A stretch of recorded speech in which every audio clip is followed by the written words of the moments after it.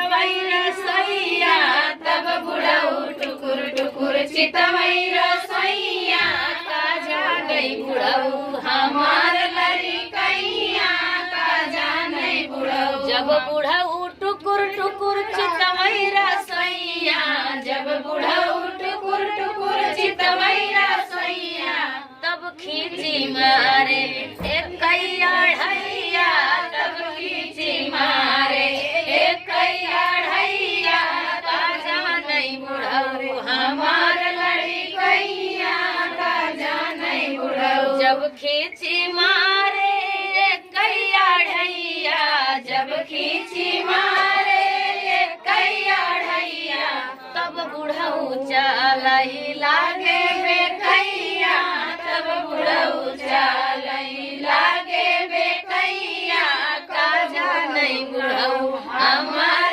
लड़कैया का जाने बुढ़ऊ।